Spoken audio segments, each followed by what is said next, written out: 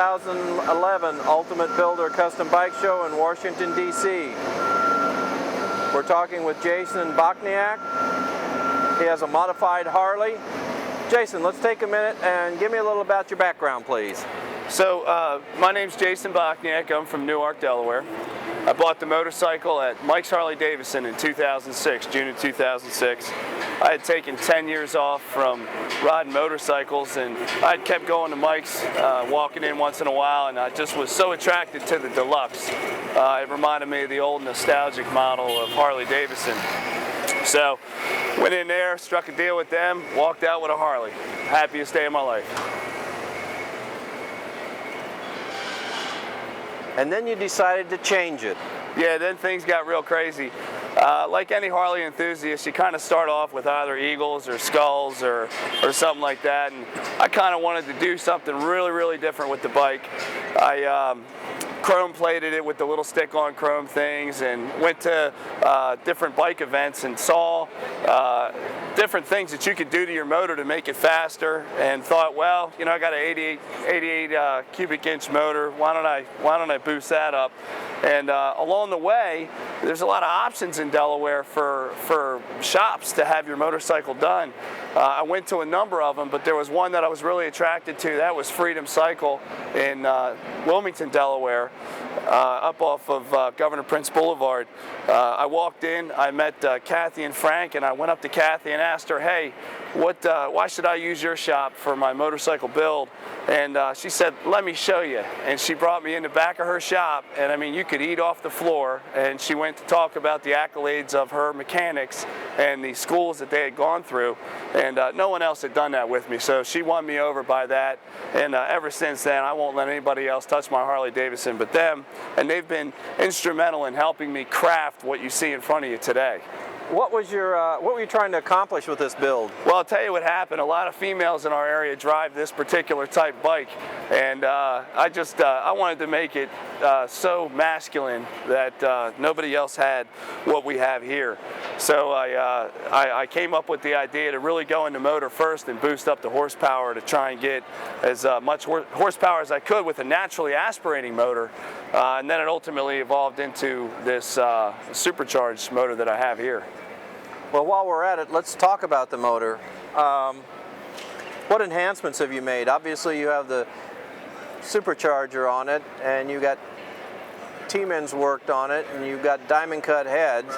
Tell us about it. Yeah, so what I did was I talked to a number of people. One guy I talked with who was really knowledgeable about the motor was James Ramsey down at Zippers. He gave me the idea to strengthen the bottom end of the motor first. So we went to Dark Horse and got them to give us a welded balanced crank with balanced rods. And then we topped the rods with Wiseco pistons. It's very important with a supercharged motor that you reduce the compression in there. So we have, believe it or not, 9-to-1 dome pistons in there because I bought these Thumper Series 4 T-Man heads, and the combustion chamber is 105 cc's inside of the T-Man head. So we actually had to go with a slightly higher compression piston to get to a lower compression.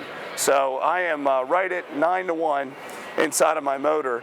And then I have a B1 ProCharger supercharger.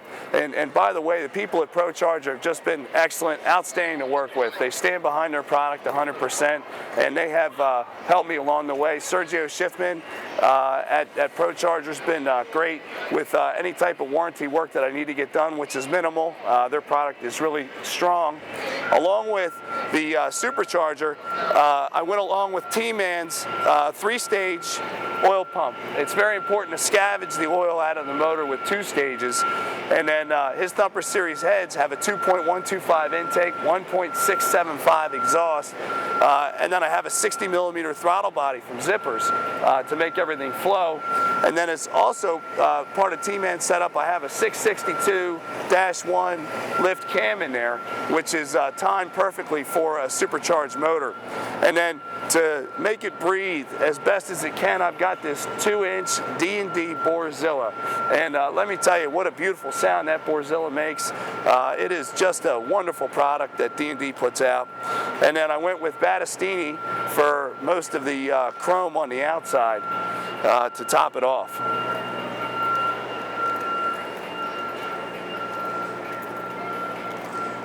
Let's talk about fabrication. You have a stock Harley frame, stock meaning that it hasn't been welded, but it's been chromed. But other than that, that's about the only thing that's stock, isn't it? Yeah, that's about the only thing that's stock. I can say on this bike right here, the tins are stock, the seat is stock, the crankcase is stock, and the frame is stock. But after that, everything else inside the motor's been replaced. I've replaced the rims, the tires. I went to Headwinds for the entire front end, and let me tell you, they put a really good product together. I have 2 running lights with their V-bar and their Mariah nacelle. It's all billet aluminum, very, very strong. And like I said, Battistini just came out with these fork covers, and they're just excellent. They really add to the flow of how I was trying to go with the holes all along the motorcycle. And also, the holes make the bike lighter, believe it or not. You know, that's all that metal that's been cut out. Another thing I wanted to point out about the motor, I don't know if you can come on around to this side over here. So on this side over here, I have a regulator. I had to go to the automotive side of the world for the supercharger, and I had to create what's called an FMU. That's a fuel management unit. And that fuel management unit allows me to send higher pressure to the fuel injectors. So I put an aftermarket fuel pump inside, 100 PSI fuel pump, and I regulate it down to 65 static. And then it's got a boost vacuum hose hooked up to the regulator, which closes off or opens the regulator to the tank and allows more fuel to flow to the injectors as I get more boost in there. And that component right there has really helped me out. And then, like I said, the Zippers came out with a wonderful product, the ThunderMax ECM, which is a great component to use with your Pro Charger. It gives you full programmability with your fuel maps, and really allows you to focus in on your highest amount of horsepower. Let's talk about the wheels.